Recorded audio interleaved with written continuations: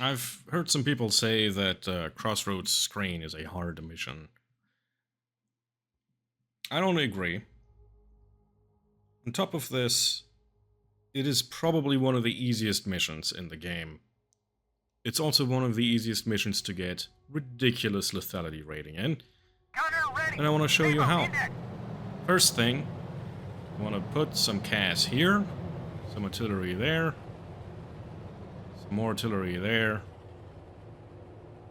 and then another CAS here.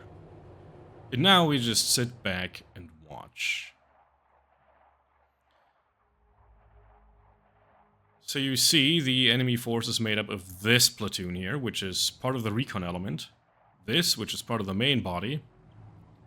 Then we have the largest group over here, which is actually a mix of the T-72s and BMPs over here, which are part of the main attack, and then these two BRDMs are actually part of the recon element. Also, this BMP over here is very annoying because it wants to drive over here next to this tree.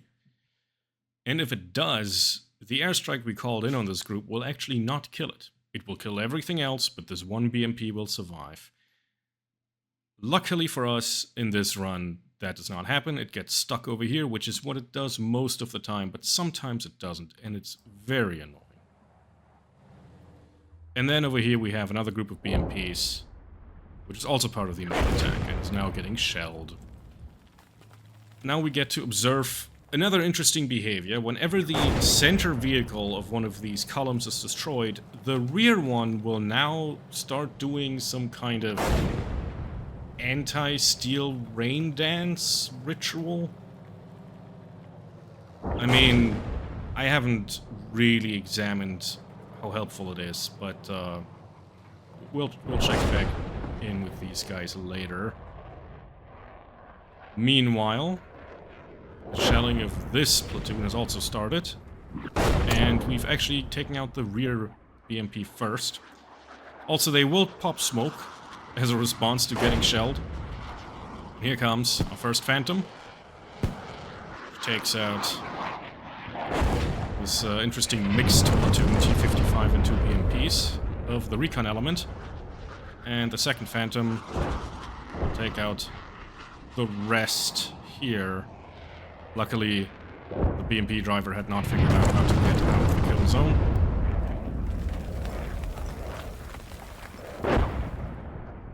Now, we have a full-on pyre going on here. Maybe this increases the effectiveness of the anti-steel rain dance. It does not. And looks like everybody here is dead except the Leadvik. The turret is still moving. Let's check back over here, where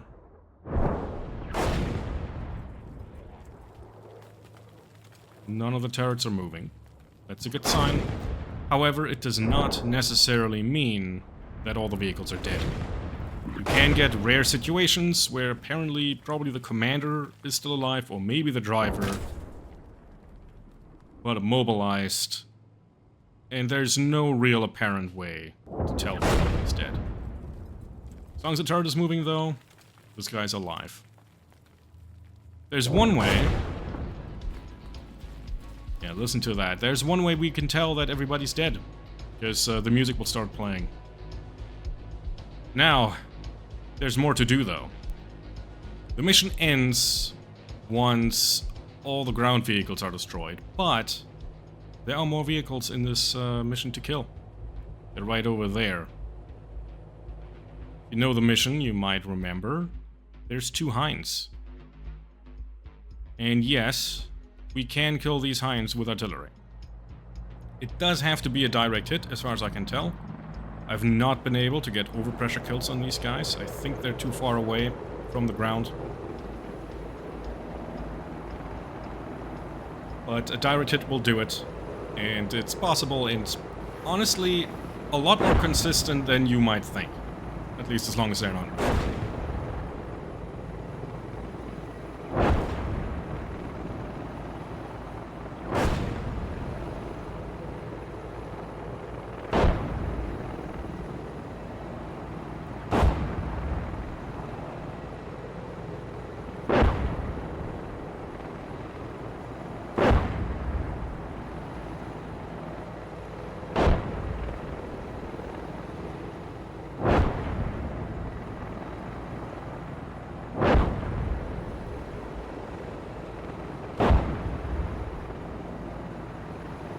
There goes the first one.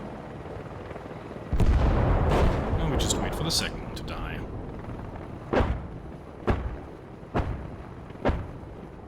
Which did not happen within this barrage.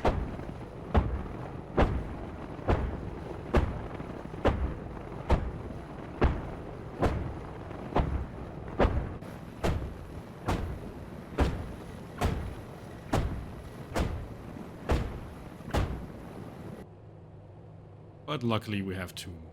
And now we can focus both of them on this one helicopter. It actually did not take very long.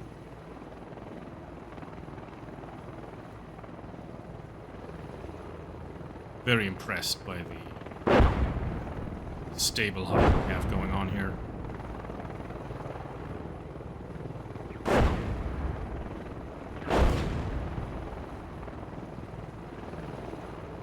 And there we go. Now we've destroyed every single enemy vehicle in the mission. Maximize our lethality. Let's fire one shot so we get an actual percentage. If we don't fire anything, we don't get anything. Now you might wonder, what is that equipment that we lost? There actually is one other friendly unit in this mission.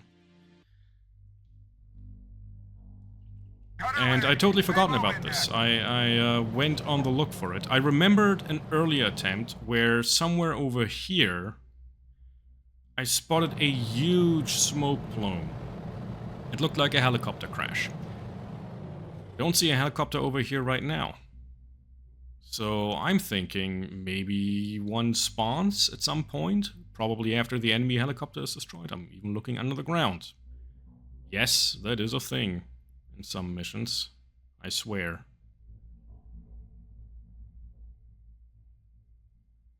So, at this point, we're just trying to trigger the helicopter death and see if anything happens. Now, I can't believe I actually forgot about this. I played the original versions of this mission that weren't broken yet.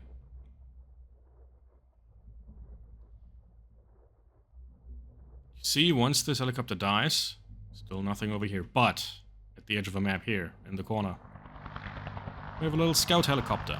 And it all came back to me. In the original versions of this mission, this guy used to fly towards the enemy positions at the very start. At some point, the scripting got broken, and he's now tied to the activation of the enemy main body. And you see the main body starts moving after a timer has elapsed that is started by one of the helicopters dying. See, now he starts moving. The enemy main force will also start their movements, which we can't see from here. So now this guy follows his path, which I don't think is the same path he used to have. Because it's going straight forwards, and I think you can see where this is going. There's nothing you can do to stop it.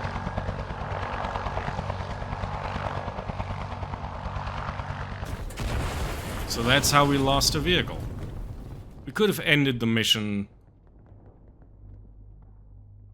potentially after destroying both enemy helicopters within very quick succession, which is unlikely.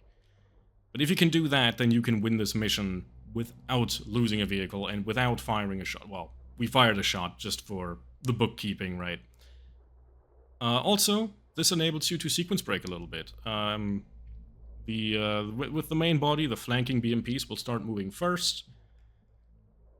Then the T-72 and remaining BMP platoon will start moving. But interestingly enough, the recon element will never actually move. Because normally it's triggered to start moving once you reach BP-15. Then, once you destroy them, the Hinds come in. And then once you've destroyed the Hinds, the main body starts moving.